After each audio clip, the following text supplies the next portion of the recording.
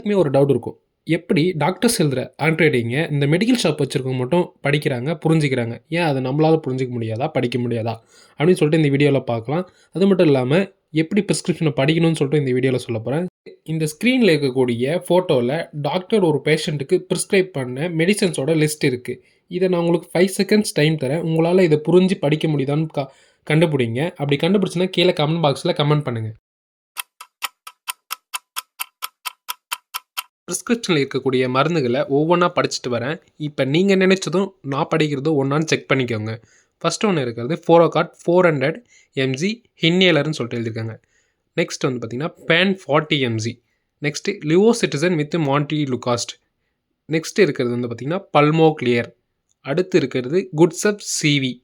So இதில் இந்த 101 100 001 அப்படின்னு சொல்லிட்டு பக்கம் இருக்குதுங்க இல்லையா, அது வந்து பார்த்தீங்கன்னா அது எப்பப்போ சாப்பிடணும்னு சொல்லிட்டு மென்ஷன் பண்ணியிருக்காங்க.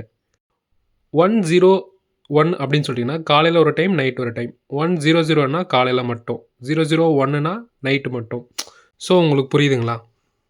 இந்த சைடில் பார்த்தீங்கன்னா மொத்தம் ப்ராக்கெட் போட்டு 10 டேஸ்க்குன்னு சொல்லிட்டு எழுதியிருக்காங்க.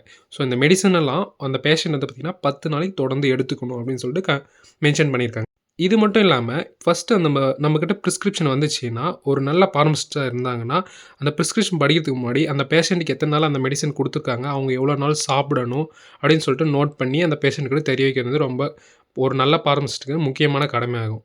ஏன்னா சில பேஷண்ட் வந்து பார்த்தீங்கன்னா டாக்டர் 10 டேஸ் தான் மெடிசன் எடுத்துக்க சொல்லியிருப்பாங்க. பட் அவங்க வந்து பார்த்தீங்கன்னா 20 நாள், 30 நாள், ஒரு மாதம் அதுக்கு மேலேயும் தாண்டி எடுத்துகிட்டு இருப்பாங்க. ஸோ அது வந்து தவறான முறை. மறுபடியும் போய்ட்டு டாக்டரை பார்க்கணும். பார்த்தா தான் அவங்க கண்டிஷன் என்னன்னு சொல்லிட்டு டாக்டர் நோட் பண்ணுவாங்க.